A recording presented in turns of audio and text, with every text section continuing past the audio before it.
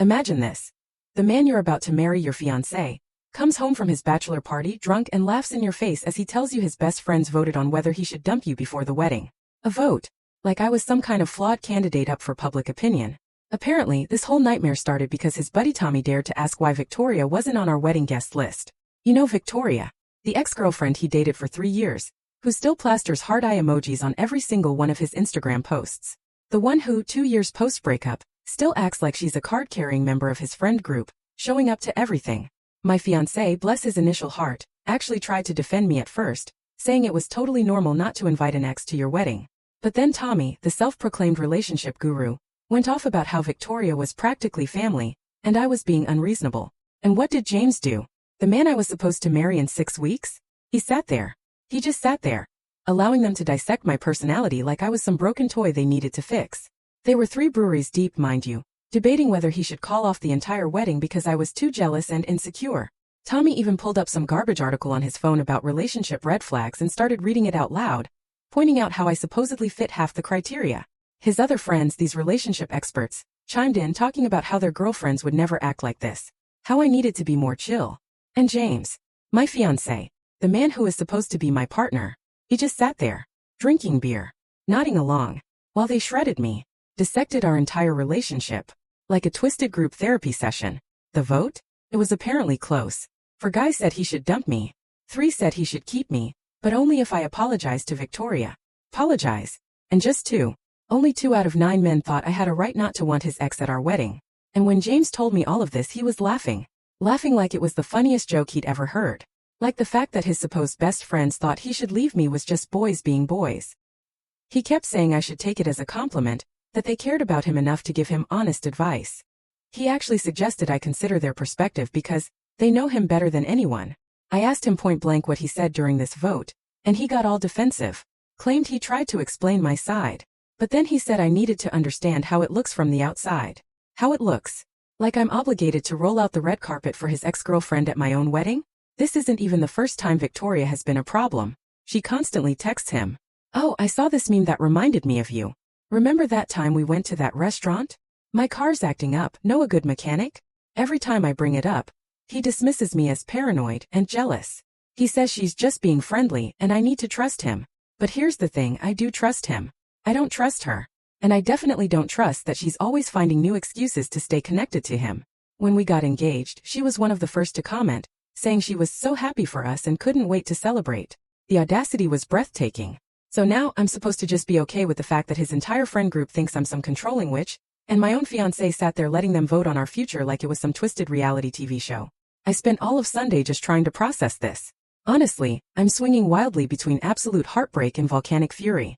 Part of me wants to call off the wedding just to see the look on their faces when their precious Victoria still doesn't get an invitation. But the bigger, more terrifying part of me is wondering what else James lets his friends say about me when I'm not around.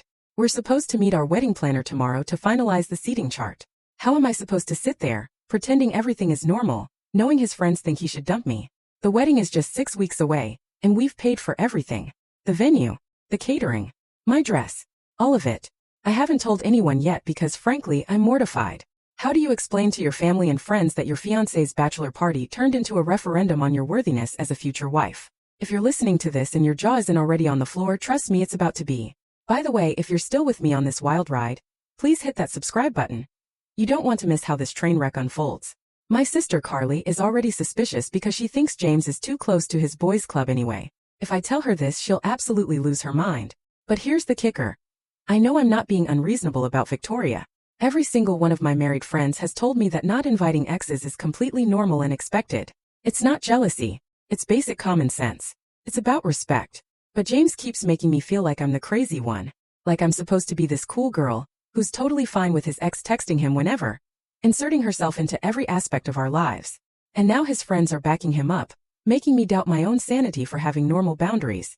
I keep replaying it, wondering what else they said that James conveniently forgot to tell me. If he was willing to admit to the vote, what horrifying things did they say about my appearance? My personality? What other red flags did they bring up? This whole thing has me questioning everything about our relationship. If James truly thought I was being unreasonable, why didn't he talk to me privately? Why let his friends debate it at a bachelor party? And if he thinks his friends are right, then why is he still planning to marry me? I need advice. Do I confront his friends? Do I demand James finally grow a spine and defend me? Or do I seriously consider whether I want to marry someone who lets his friends vote on whether I'm good enough for him? The wedding is so close. Everything is planned. But I'm starting to wonder if I'm making the biggest mistake of my life. How can I walk down that aisle knowing half his groomsmen think he should dump me? Alright everyone, things have escalated in ways I never, ever could have predicted. I'm honestly questioning everything about this man I thought I knew. First, a huge thank you to everyone who told me to stand my ground. The comments about James essentially having an emotional affair with Victoria? They ripped open my eyes to just how serious this truly is. And to the person who said his friends sound like a toxic boys club, you were absolutely painfully right. So Sunday, I was supposed to meet my mom at this cozy little cafe to go over bridal shower details. My mom, bless her heart, has been absolutely glowing about this wedding, planning the shower for months. She had this whole list of games and decorations, beaming about how proud she was that I'd found such a great guy. I tried to focus on the menu, the guest list, but all I could hear was James telling Victoria I was high maintenance, and the echo of that despicable vote. Finally, Mom stopped talking. She knew. What's wrong? She asked. I tried to brush it off. Just wedding stress. But my mom knows me too well. She kept pushing gently until I finally broke down, and I told her everything. The bachelor party vote, James sharing our private business with Victoria, the damning messages I found. All of it. My mom's face. I have never seen her that angry in my entire life. She started quietly at first, then growing in intensity, about how James hadn't just disrespected me, but our entire family. She said a real man doesn't let his buddies trash talk his fiancé, and he certainly doesn't go crying to his ex-girlfriend about relationship problems. Then she said something that hit me with the force of a tidal wave. She asked if I told my dad. And when I said no, she looked me dead in the eye and said, "You need to tell him immediately. Your dad deserves to know what kind of man he's about to welcome into our family." The thought of having to tell my dad, it made the full humiliation of this situation crash over me. My parents have been so incredibly supportive of James, so excited. They've bragged about him to their friends, talking about how happy they are that I found someone who treats me well. How was I supposed to tell them he's been letting his friends debate whether I'm even worthy of him? My mom canceled the rest of our bridal shower planning. "We need a serious family conversation," she said. She called my dad, asked him to meet us at the house. The entire drive there, my stomach was in knots, dreading having to explain this nightmare. When we arrived, Dad was waiting in the living room, a deeply concerned look on his face. Mom sat next to him, then told me to start from the beginning. So I relived it. The vote. The Victoria messages. Every single agonizing detail. My dad got quiet. That terrifying quiet he gets when he's truly, utterly furious.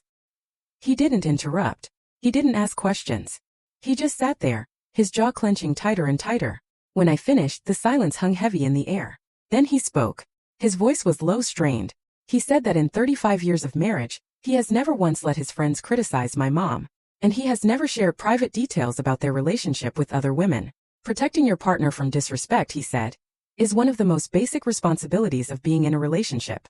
And James, he stated, had failed at that in every conceivable way. Then he asked, has James apologized for any of this? Is he planning to cut contact with Victoria? Set boundaries with his friends? And when I admitted James still thinks I'm overreacting, that he still wants me to meet with Victoria to prove I'm not controlling, my dad looked like he wanted to punch something.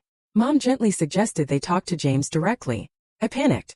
I could picture the defensive arrogance, the gaslighting, James making it sound like I was being dramatic. My parents would think even less of him. But Dad just said, if James is going to be part of this family, he needs to understand that disrespecting you means disrespecting all of us. Okay, first off, a massive thank you to everyone who told me I wasn't being crazy about Victoria. Reading your responses made me realize just how truly messed up this whole situation is. The comment about his friends holding a tribunal on my worthiness? That hit me like a ton of bricks. That's exactly what this was. So our appointment with the wedding planner rolls around. James is there, acting like Mr. Charming, talking about centerpieces and whether we want the chicken or fish option. And I'm sitting there trying to focus, but all I can hear is the echo of those men voting on my future. I couldn't take it anymore. I told Rachel, our planner, that we needed a moment. The second the door clicked shut, I started. James predictably tried to wave it off. It's just guy talk, he said. Drinking. You're blowing it out of proportion. But I pushed him. I demanded to know more. And that's when it unraveled. He let slip that Tommy, his best friend, had been talking behind my back for months. Apparently, every time we were with the group, Tommy would make snide comments about me being too uptight, or how James was more fun before me. And James? He'd just been sitting there soaking it all in for months, never telling me, never shutting it down. I asked him why. Why didn't he tell me his best friend was trashing me? And he got angry. He got angry at me for making him feel like he had to choose between his friends and his fiancé. He went on and on about Tommy being his friend since college, and he couldn't just cut him off because Tommy didn't love everything about me. The conversation got so heated so fast. And then, he admitted it. He admitted that, maybe some of what Tommy says isn't totally wrong. He said he's noticed that I do get jealous when Victoria comes up, and that maybe I could try being more understanding about their friendship. My own fiancé. He had the absolute nerve to suggest I reach out to Victoria myself, to build a relationship with her. So his friends would see I'm not the controlling person they think I am. I literally could not believe my ears. After 3 years, after he proposed, after planning this entire wedding, he was suddenly questioning whether their concerns about me were valid. I told him straight up. If he thought his friends were right about me, then maybe we shouldn't be getting married at all. And instead of immediately vehemently saying, "No, of course not. I love you," he went quiet. A really long quiet, like he was actually truly considering it. He eventually mumbled that he loved me, but he was worried about how his friends feel about our relationship because these are the people who are going to be in our lives forever. Our wedding planner knocked, asking if everything was okay. James, suddenly all smiles, said we were fine and rescheduled. The whole ride home? Silence. A heavy, suffocating silence. I could feel him replaying everything his friends had said. That night he tried to smooth things over. Said he didn't mean to make me feel bad. But then he brought up Victoria again.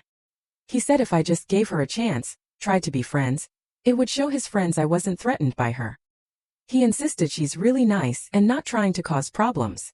But then, and this is where my blood ran cold, he admitted Victoria had been asking him about our wedding plans. Not just casual questions. Detailed stuff. Where, when, and whether she might get an invitation. James told her I was handling the guest list and it probably wasn't going to work out. But he said it in this apologetic way. Like he was sorry she couldn't come. I asked him why Victoria would even think she might get invited in the first place. And he got all squirmy. Said maybe he hadn't been clear enough with her about boundaries. Apparently he'd been talking to her about our wedding planning and our relationship issues, including the fact that I didn't want her there. So she knows I'm the bad guy. She knows I'm the reason she's not invited, and she's been trying to work around me by going directly to him. This whole time I thought Victoria was just inappropriately staying in touch. But it turns out James had been feeding her personal details about our relationship, about our wedding. He'd been painting me as the villain, the one who wouldn't let her come, instead of just telling her, "No, it's not appropriate for my ex to be at my wedding." When I confronted him, he said he was just trying to be honest with her because she's part of his friend group. He claimed it would be weird to suddenly be secretive. But I snapped. There's a canyon-sized difference between being secretive and sharing intimate details about our relationship with your ex-girlfriend. The fight raged on. The next day, he actually suggested we all meet up at a sports bar. Him, me, Victoria, and a couple of his buddies. So I could see for myself that Victoria isn't causing trouble. He truly thought if I just spent some time with her, I'd realize she's harmless, and his friends would see I'm not actually jealous or controlling. I told him, absolutely not. I wasn't going to put myself in some bizarre audition to prove my worth to his ex-girlfriend and his friends. The fact that he even suggested it showed me how utterly backwards his thinking was. But he kept pushing. If you really trusted me, he said, you'd be willing to spend time with Victoria. He made it sound like my refusal was just more proof of his friends' points about me being insecure and controlling. He actually tried to frame it as the mature, confident thing to do. Like I should sit down with his ex and hash things out like adults. I tried to explain this isn't about trust. This isn't about insecurity. This is about basic, appropriate boundaries in our relationship. But he just kept circling back to what his friends think, and how it looks to other people. He said everyone in their friend group was confused, why I wouldn't even try to get along with Victoria, and it was creating tension for everyone. The entire conversation hammered home a chilling truth. James cared more about what his friends thought than about how I felt. He was more worried about looking like the guy whose fiancé won't let him be friends with his ex than he was about the fact that his friends literally thought he should dump me. Then came Thursday afternoon. I was at Target just grabbing some stuff for work, when I ran into Mila, one of James's coworkers. We've met a few times, she's always been friendly. We chatted in the pharmacy line, and she mentioned she'd heard about our wedding. But then, she got this weird look on her face and asked if everything was okay. When I pressed her, she said James had seemed really stressed lately and had been talking to some of the guys at work about relationship stuff. My stomach plummeted. Not just his friend group. Now his coworkers knew about our problems. Mila, bless her heart, said she didn't want to get involved, but she'd overheard James talking to a guy named Earl about whether it's normal for fiancés to be jealous of their partner's female friends. She said it sounded like he was asking for advice on How to handle a situation with someone who was being unreasonable about boundaries. I couldn't believe it. He was making me sound like the problem to his coworkers too. Mila could tell I was upset. She tried to backtrack, but then she mentioned Earl had told James that some women just can't handle their partner having female friends, and maybe James needed to be firmer about setting expectations.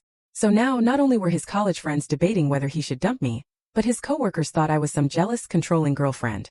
James had been meticulously painting this picture of me as an insecure, difficult person to everyone in his life, and I had absolutely no idea. When I got home, I confronted him. He tried to downplay it, saying he was just venting about wedding stress and asking for advice. But I didn't let him off the hook. Asking if it's normal for fiancés to be jealous is not venting about wedding planning, James.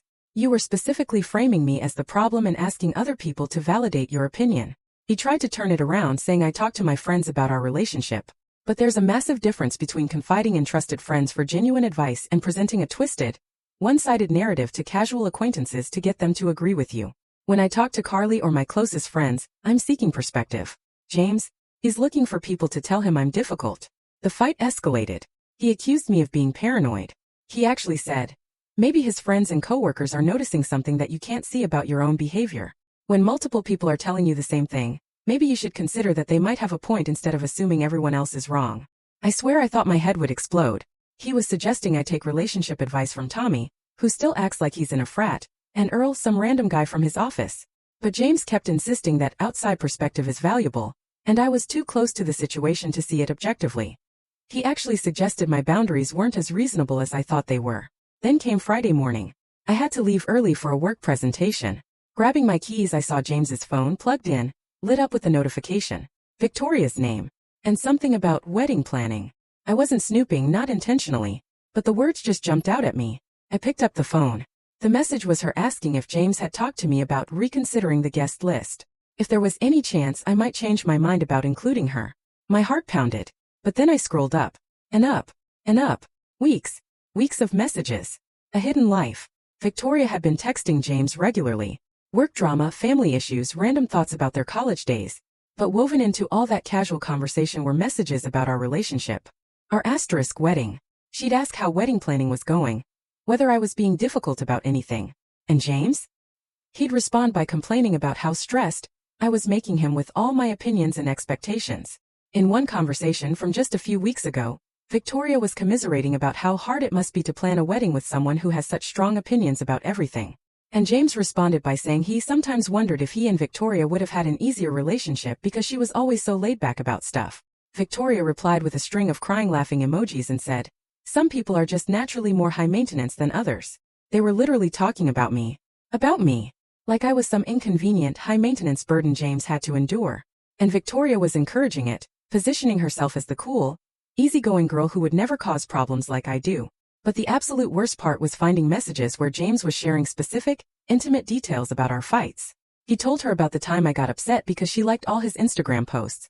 And Victoria, the innocent friend, replied that she hadn't even realized she was doing that and would be more careful. James told her she didn't need to change anything, that I was just being sensitive. Messages about our arguments over the guest list. Our disagreements about the wedding budget. James, my fiancé, was sharing the most intimate details of our relationship with his ex-girlfriend. And she was offering advice and commentary like she was some kind of relationship guru. It was an emotional affair, plain and simple. When James got home from work that Friday night, I didn't give him a chance to make excuses. I just started reading the messages out loud. I watched his face drain of color as he realized how completely irrevocably screwed he was. He stammered, tried to say he and Victoria always talk about everything, that he values her perspective because she knows him so well. He claimed he wasn't trying to betray my trust, just working through his feelings with someone who, him. But I cut him off. Working through your feelings about your relationship with your ex-girlfriend is not normal or appropriate when you're engaged to someone else. He got frustrated, insisted I was making this into something it wasn't, that Victoria was just being a supportive friend. Supportive friend? I asked, reading her message aloud. Some people are naturally more high maintenance. How is that supportive of our relationship, James? He had no answer. So, he did what all guilty people do, he got mad at me. He accused me of going through his phone, of violating his privacy. He said if I trusted him, I wouldn't feel the need to check his messages, and that my snooping was just proving his friend's point about me being controlling and insecure. I told him that finding out my fiancé has been sharing intimate details about our relationship with his ex-girlfriend is not about trust or insecurity. It's about basic respect. It's about appropriate boundaries. But he just kept trying to flip it, saying healthy relationships require trust, and I was looking for problems where none existed. My sister Carly called me that Thursday night just to check in about wedding stuff, and I broke. I told her everything. She was absolutely furious. I've never heard her that angry. She said she'd been worried about James's friend group from the beginning, that they all still act like they're in college. She pointed out that it's bizarre for grown men to be so invested in each other's relationships. Healthy friend groups don't vote on whether someone should break up with their partner, she screamed. And then Carly said something that burrowed deep into my mind. Why does James need his friend's approval to marry you if he truly loves you? Why does it matter what Tommy or anyone else thinks? The fact that he was so concerned about their opinion, she said, suggested he wasn't as sure about our relationship as he claimed to be. But when I told her about the messages with Victoria, Carly completely lost it. She said James was basically having an emotional affair, using Victoria as a sounding board instead of working through things with me. Going to your ex for relationship advice, she said, is the definition of inappropriate. And Victoria? She was clearly encouraging it, enjoying being positioned as the understanding one. Carly told me I needed to seriously consider whether I wanted to marry someone who discusses our private business with his ex-girlfriend and lets his friends vote on my worthiness. This kind of behavior, she warned, doesn't get better after marriage. It only gets worse. Saturday morning, James, in a desperate attempt to smooth things over, suggested a day trip to the outlet mall. He was hoping a change of scenery would get us back to normal, but I was still seething. As we walked, he tried to bring up wedding details like nothing had happened, flowers, RSVPs. But all I could hear was him complaining about my opinions and expectations to Victoria, and his friends' voices voting to dump me. At the food court, over lukewarm fries, he finally addressed the elephant in the room. He suggested we talk to his friends together, so I could see for myself they didn't actually dislike me. He wanted me to audition. I told him point blank I was not interested in campaigning for his friends' approval. The fact that he even thought I should prove myself to them screamed volumes about his twisted priorities. But he wouldn't let it go. He insisted it would clear the air, that, once they got to know me better, they'd realize their concerns were unfounded. The argument erupted right there, in the middle of the crowded food court. He called me stubborn. I pointed out that I shouldn't have to fight for my own fiancé's friends to think I'm worthy of him. A couple of teenagers at the next table were shamelessly listening, and I was mortified. But James didn't care. He kept pushing, emphasizing how important his friends' opinions were, how he needed them to be comfortable with our relationship. He said, if you really loved me, you'd make an effort to build relationships with the people who matter to me, even if it's uncomfortable for you. It was jaw-dropping. I'm supposed to meet my mom this weekend to talk about final bridal shower details. How do I even begin to explain this? How do I tell her that her future son-in-law's friends voted to dump me, and he's not entirely disagreeing with them? How do I admit he's been discussing our intimate relationship with his ex-girlfriend, asking coworkers for advice on my unreasonable behavior? The wedding is just 5 weeks away, and I feel like I don't even know the man I'm supposed to marry anymore. The man I fell in love with would never have let his friends vote on our relationship. He wouldn't have shared intimate details about our fights with his ex, but apparently that man never existed.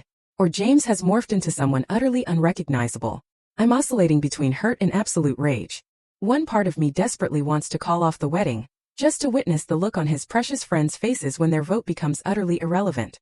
But the bigger, more unsettling part of me is starting to wonder, maybe they're right.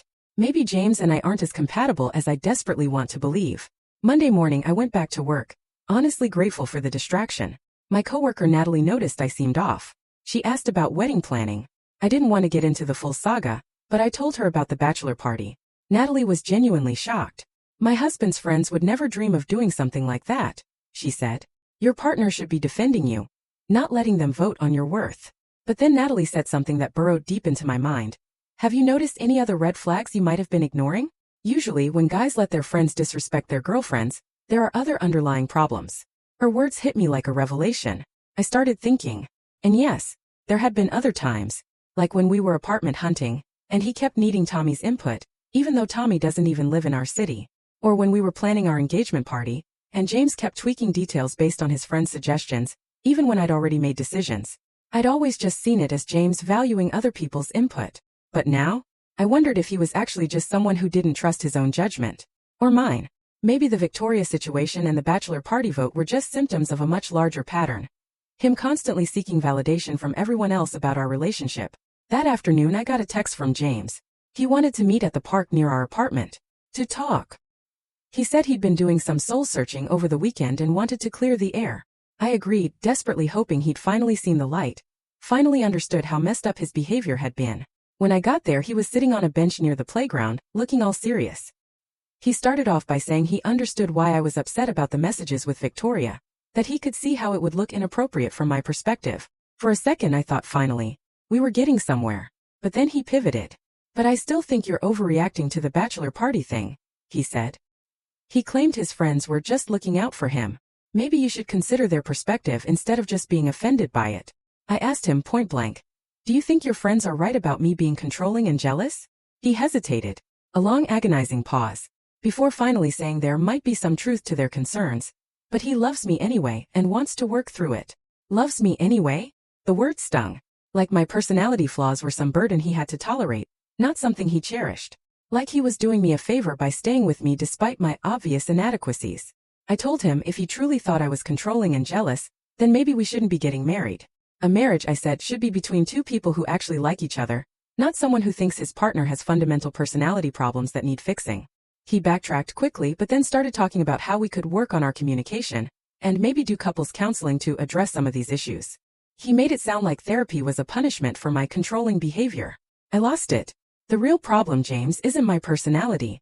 It's the fact that you discuss our private business with your ex-girlfriend, and let your friends vote on our relationship. He got frustrated. You're missing the point, he said. The issue is how other people perceive our dynamic, not just what we think about it ourselves. He kept insisting that outside perspective is valuable, and that maybe we're both too close to the situation to see it clearly. But I fired back. Your friends and Victoria are not neutral observers. They have their own opinions, their own agendas, and they are absolutely not in our best interest. And then he said it. The line that truly made my blood run cold. Maybe the reason you don't want outside input is because deep down you know some of their criticisms are valid, and you're afraid of confronting your own behavior.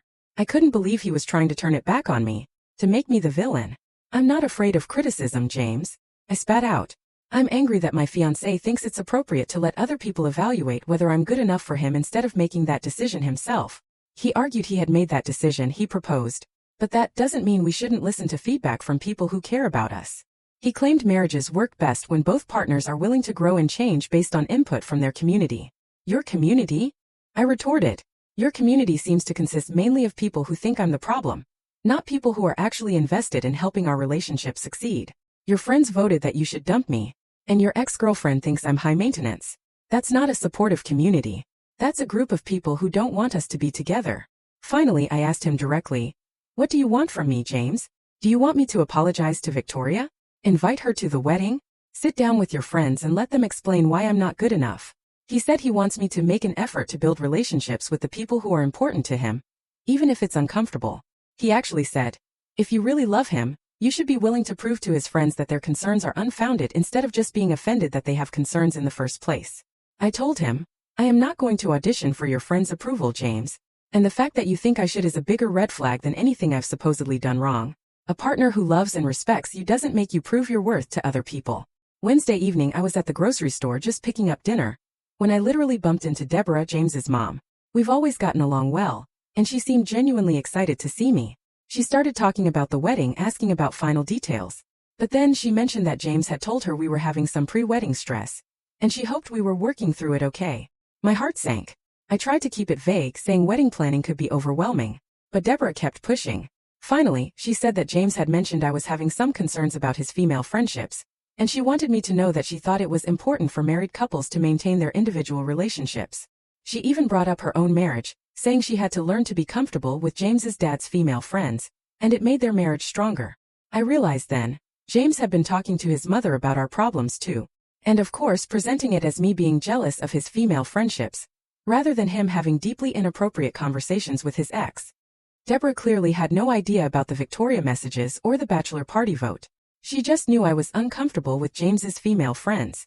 She went on to say she hoped I would give Victoria a chance, because she's such a sweet girl and been part of their friend group for so long. She even said Victoria had always been very respectful of James's relationships. I wanted to scream. I wanted to tell her about the text messages, how Victoria had been subtly encouraging James to see me as high maintenance. But I couldn't bring myself to have that confrontation with my future mother-in-law in the middle of aisle 7. Instead, I just said I appreciated her advice and that James and I were working through our communication. But the entire interaction crystallized it for me. James had been campaigning. He'd been talking to everyone in his life about our relationship problems. His friends, his coworkers, his ex-girlfriend, and now his mother.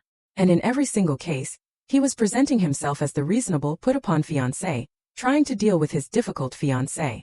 When I got home and told James about running into his mom, he just shrugged, saying it's normal to talk to your family about relationship issues. But I pointed out that there's a universe of difference between asking for advice and flat-out complaining about your partner to anyone who will listen. He claimed he wasn't complaining. He was trying to get perspective on how to handle a difficult situation. Why? I demanded. Why do you never talk to me directly about these concerns instead of discussing them with everyone else first? Why does Victoria get to hear about our problems before I do? Why do your friends get to vote on our relationship before we even have a conversation about their concerns? Thursday morning I was supposed to have my final dress fitting. I called and canceled. How could I possibly imagine walking down an aisle in that dress to marry someone who thinks his friends' opinions matter more than mine? The whole thing felt utterly surreal. Like I was planning a wedding for a relationship that simply didn't exist. I kept replaying my dad's words. Protecting your partner from disrespect. James hadn't just failed to protect me. He had actively participated in my humiliation. He'd encouraged his friends to criticize me. He'd given his ex-girlfriend ammunition to judge our relationship. He'd made me sound like a problem to be solved, rather than a person to be loved. The wedding is now just 4 weeks away. My sister Carly keeps texting asking for updates, and I know she's just waiting for me to give her the green light to tell me to run. My parents are waiting to hear if I want them to have that conversation with James. And James? James is acting like everything is perfectly fine, like these are just normal pre-wedding jitters. But here's the thing. He has no idea what's coming. I've been doing some thinking of my own, and I've realized that if James wants outside perspective on our relationship so badly, maybe it's time he got some perspective he wasn't expecting. Because once I do this, there's no going back. And James is about to realize he seriously, profoundly underestimated the woman he's been calling controlling and jealous. Stay tuned because the next update? It's going to be a doozy. Okay everyone, this is it. The moment you've all been waiting for. James thought he could let his friends vote on whether I was good enough for him. He thought he could share our private business with his ex. Well, he was about to find out exactly what kind of woman he'd been calling controlling and jealous. First, thank you to every single one of you who told me to stand my ground and not let this man disrespect me. The comment about giving James the same energy he'd been giving me? That stuck with me. But what happened next was something I never, ever could have predicted. Wednesday afternoon, my sister Carly was driving back from her dentist appointment. She decided to make a quick stop at that little shopping plaza downtown, to grab a few things from Target. As she was walking through the parking lot, her eyes landed on James's car, parked outside the flower shop.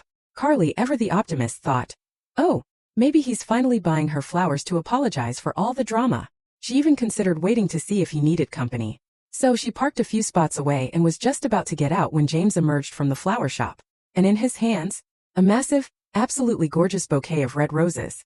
Carly said for a split second, she felt a pang of happiness, thinking he was finally making a grand gesture to fix things between us. But then, instead of getting in his car and driving towards our apartment, James drove off in the complete opposite direction. Something felt off. So Carly, ever the protective sister, got curious. She decided to follow him, kept a safe distance behind him as he drove for about 15 minutes across town, to this big park, the one with the walking trails and the old amusement park section. And that's when she saw her, Victoria, sitting on a bench near the carousel, looking utterly picturesque in this cute little sundress, like she was posing for a romantic movie. James walked right up to her. And with those roses, my roses, the ones Carly and I thought were meant for me, he handed them to her, like they were meeting for a romantic date.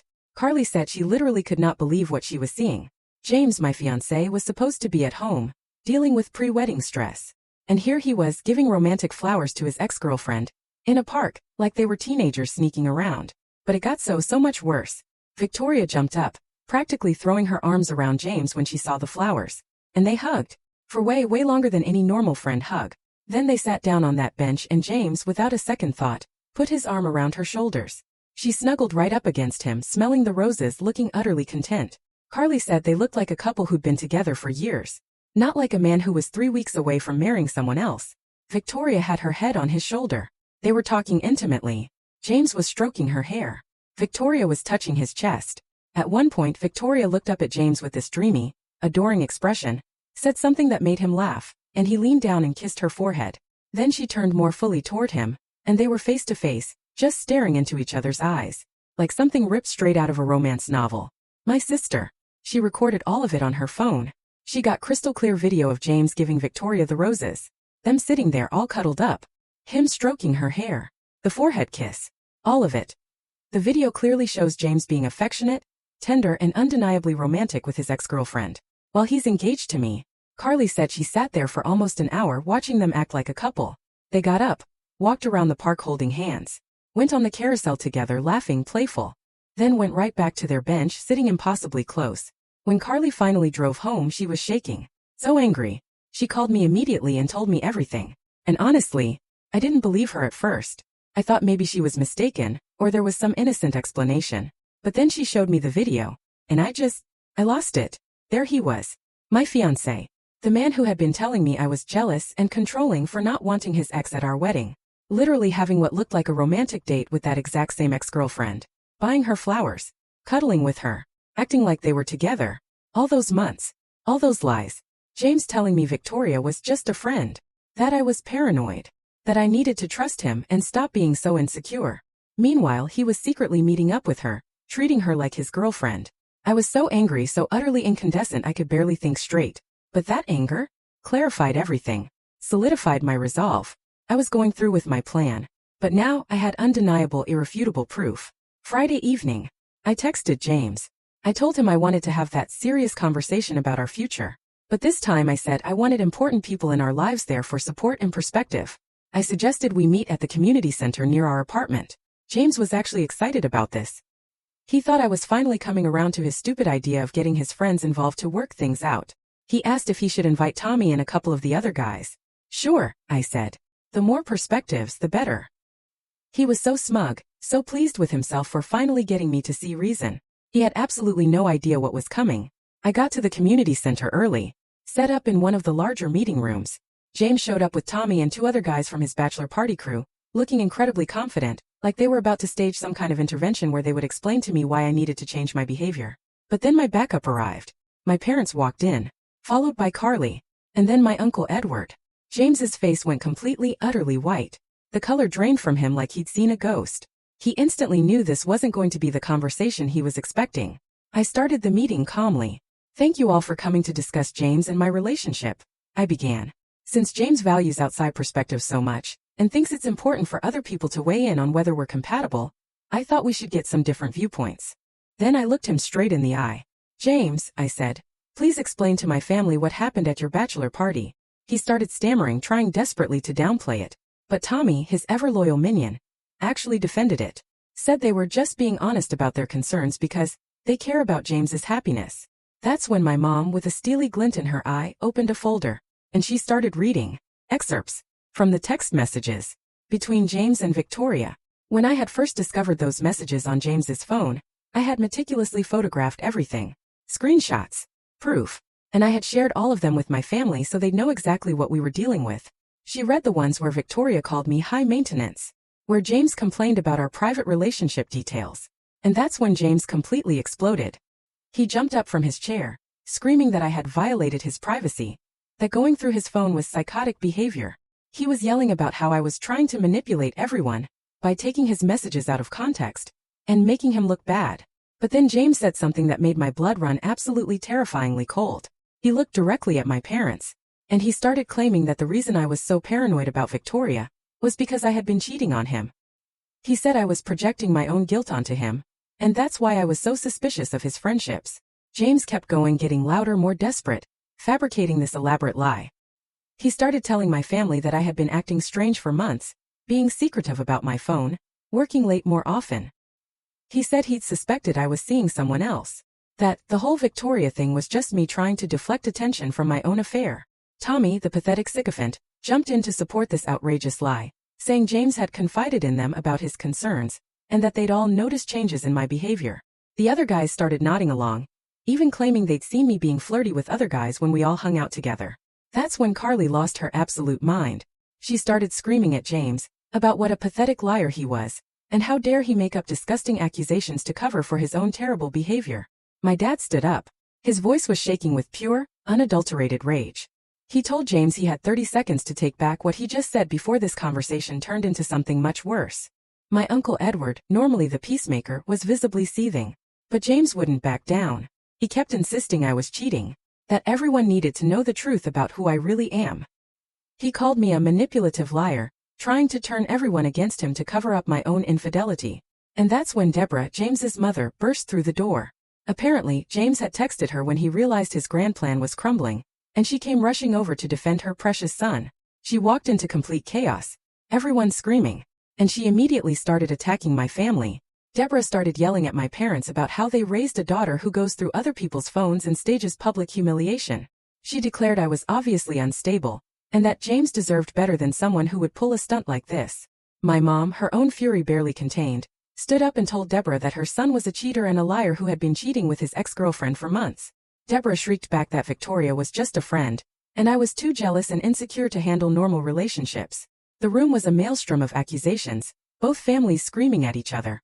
Deborah kept going off about how her son would never cheat, and how I was obviously the one with problems if I couldn't trust normal friendships. She insisted Victoria had always been respectful of James's relationships, and I was just looking for excuses to cause drama. James, emboldened by his mother's presence, got even more aggressive. He said he'd been patient with my jealous behavior for too long, and maybe his friends were right about me being too controlling for marriage. He said, normal women don't go through their partner's phones and stage family confrontations. That's when I finally stood up. I pulled out my phone, and I told everyone to shut up, to just watch what I was about to show them. I turned the volume all the way up, and I hit play on Carly's video. Everyone watched. James, handing a huge bouquet of red roses to Victoria. At the park, you could hear Carly's low, incredulous commentary as she filmed him hugging Victoria, sitting with his arm around her, stroking her hair, kissing her forehead. Deborah's face went completely, utterly pale as she watched her son acting like a boyfriend with his ex-girlfriend. You could see Victoria looking up at James all lovingly, and James, tender, romantic, with her, while he was supposed to be planning a wedding with me. The video was crystal clear. This wasn't just friends hanging out. This was a romantic date between two people who were clearly irrevocably involved. James tried to grab my phone to delete the evidence, but my dad, a wall of pure fury, blocked him. James was screaming, "It's not what it looks like," that he was just consoling Victoria because she was going through a hard time, that it was innocent. But Deborah, she was staring at the video, her whole world crashing down around her. She asked James, "When did this happen? Why did you buy flowers for another woman? Why were you touching Victoria like that if you were just friends?" James started spewing more desperate lies, claiming Victoria had family problems, the flowers were just to cheer her up, that I was taking everything out of context. He was flailing, alternating between claiming the video was misleading and trying to turn it back on me for having Carly follow him. He said I was stalking him, violating his privacy, that this proved how controlling and crazy I really am. But my Uncle Edward, his voice deadly calm, pointed out that James was the one who got caught red-handed, having a romantic encounter with his ex-girlfriend, and trying to blame me for discovering it was just more manipulation. I pulled off my engagement ring. It felt heavy, a cold, empty weight, and I threw it straight at James. I told him he could keep making up stories about me, but everyone in that room had just watched him cheating on me with Victoria, while calling me paranoid for being suspicious of their relationship. Deborah was crying now, truly crying, apologizing to my parents, saying she had no idea James had been lying about Victoria.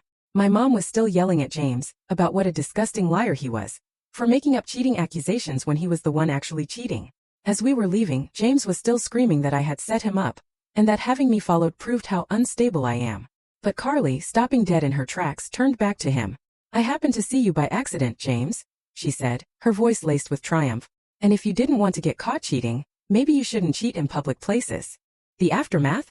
Absolutely wild. James has been blowing up my phone, alternating between apologies and claiming his relationship with Victoria isn't what it looks like.